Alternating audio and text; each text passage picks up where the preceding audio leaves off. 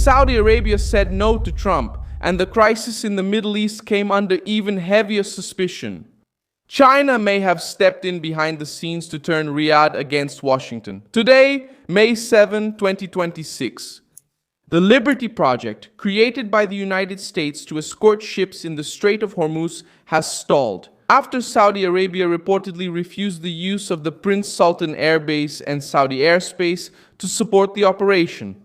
The coincidence is too strong to go unnoticed. Days earlier, Xi Jinping spoke with Mohammed bin Salman and asked for the reopening of Hormuz. Yesterday, Iranian Foreign Minister Abbas Araghchi was in Beijing.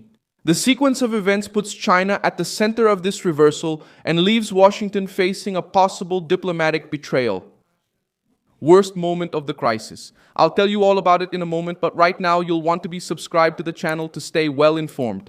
Real-time information with the best journalistic quality ever seen. Milson Alves' standard of credibility. The American operation had a direct objective: to reopen the route through which a decisive part of the world's oil passes and to reduce Iranian pressure on cargo ships, oil tankers, and maritime insurers. Trump wanted to show that the United States still controls security in the Gulf, but the Saudi response put an unexpected brake on the plan. According to NBC, cited by different international outlets, Riyadh was reportedly irritated because the announcement of the Freedom Project caught Gulf allies by surprise. Without sufficient coordination with those who would be the first to be hit by Iranian retaliation. Saudi Arabia didn't want to wake up to a war knocking at its door after finding out from the press that its territory could become a platform for an American operation, and that's where China comes in. As a silent but powerful player, Beijing has a direct interest in Hormuz because it depends on the energy that passes through that route and maintains ties with both Iran and Saudi Arabia.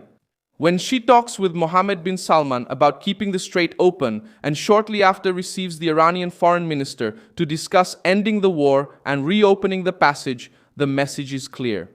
China wants to control oil diplomacy before Trump controls the operation.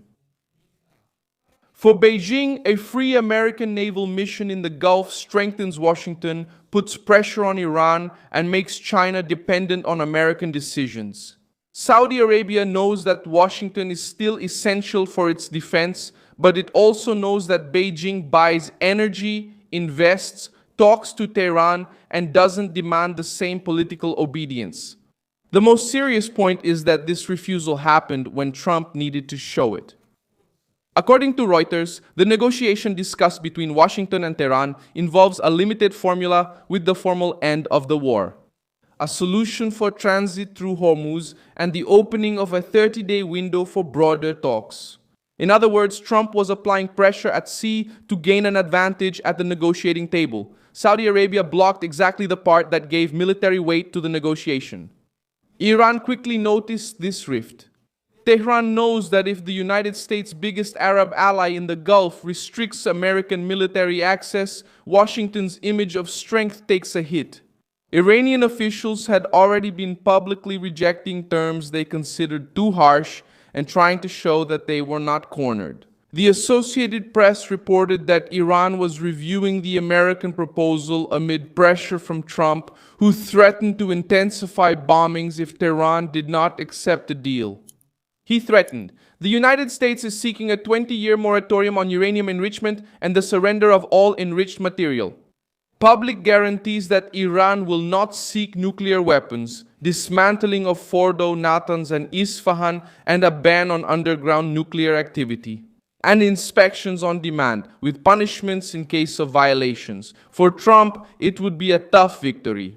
Saudi Arabia has plenty of reasons to be wary of a rushed operation. The kingdom has already experienced firsthand the risks of a proxy war with Iran. In September 2019, drone and missile attacks hit Saudi Aramco facilities in Abqaiq and Quraysh. This temporarily knocked out about 5.7 million barrels per day of Saudi oil production, as well as 700,000 barrels per day of natural gas liquids. That attack showed that refineries, pipelines, and energy centers can be hit even when Saudi Arabia buys expensive defense systems and maintains a strategic partnership with Washington. This trauma explains the current caution. For Trump, Project Liberty was a way to break the blockade and show leadership. For the Saudis, it was the risk of becoming a target of missiles, drones, and sabotage if Iran decided to retaliate. For the Saudis, it was the risk of becoming a target of missiles, drones, and sabotage if Iran decided to retaliate. For the Saudis, it was the risk of becoming a target of missiles and sabotage if Iran decided to retaliate.